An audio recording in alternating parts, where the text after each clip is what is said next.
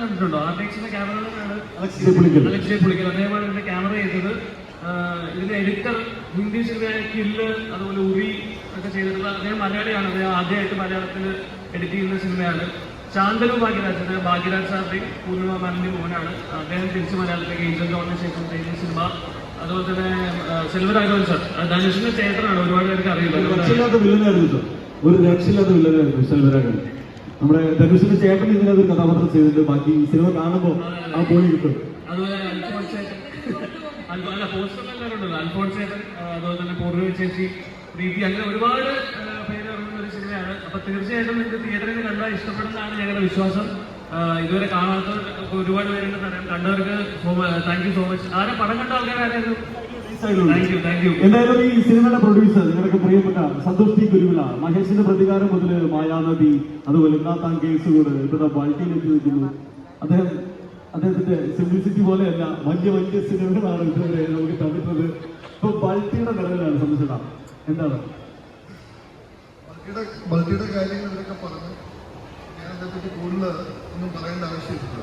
നിങ്ങളെ പോലെ ഇതും വളരെ വ്യത്യസ്തമായിട്ടുള്ള സിനിമയാണ്. ഇത് കണ്ട് നിങ്ങൾ ഞങ്ങളെ പ്രോത്സാഹിക്കണം. നന്ദി, നമസ്കാരം. Thank you so much. Thank you. ഇനി നമുക്ക് വിളിക്കാനുള്ളത് ആദ്യത്തെ ചിത്രമായ ബൾട്ടിയിലൂടെ ഇപ്പോ എന്തായാലും ഇന്ത്യ മുഴുവൻ ശ്രദ്ധിക്കാൻ പോകുന്ന ഉണ്ണി ശിവലിംഗം എന്ന സംവിധായകനെയാണ്. അദ്ദേഹത്തിന്റെ നാട് പാലക്കാട് ബോർഡറാണെന്ന് നേരത്തെ സന്തോഷത്തോട് ഞാൻ സംസാരിച്ചു പറഞ്ഞിരുന്നു. ഇന്നിപ്പോ നേരിട്ട് കണ്ടപ്പോഴും ചോദിച്ചു. ആ സിനിമ ശരിക്കും ആ ബോർഡർ അദ്ദേഹത്തിന്റെ നാട്, അദ്ദേഹം നേരിട്ട് അറിയാവുന്ന കുറെ കഥാപാത്രങ്ങളും വലിയ കഥാസന്ദർഭങ്ങളും ആണ് നമ്മൾ ഈ സിനിമയിൽ കണ്ടിട്ടുള്ളത്. Yes Unni. Hi, hello Kozhikode. ഒരുപാട് സന്തോഷമുണ്ട് ഇതുപോലത്തെ ഒരു വേദി കോഴിക്കോട് വെച്ചിട്ട് ഇങ്ങനെ ഒരു വേദി എനിക്ക് കിട്ടിയത്. അപ്പോൾ ഞങ്ങൾ സിനിമ ചെയ്യുന്നു, അതിൽ എഫേർട്ട് എടുക്കുന്നു. അതിലുപരി ജനങ്ങളുടെ സിനിമ എത്തിക്കാൻ ഇതുപോലെ വേദികൾ എത്തി നിൽക്കുന്നത് ഒരുപാട് സന്തോഷം ഉണ്ടാക്കുന്നതാണ് എനിക്ക് ലഭിക്കുന്നത്. സോ ഞാൻ പാലക്കാടാണ്, കേരള തമിഴ്നാട് അതിർത്തി പാലക്കാട് ബോർഡറിലാണ് എൻ്റെ വീട്. സോ ഇപ്പം നേരത്തെ ശിവു പറഞ്ഞ പോലെ തന്നെ ബൾട്ടി ഒരു തമിഴ് പടമാണെന്നൊരു ചിന്ത ഉണ്ട്, അത് മാറ്റണം.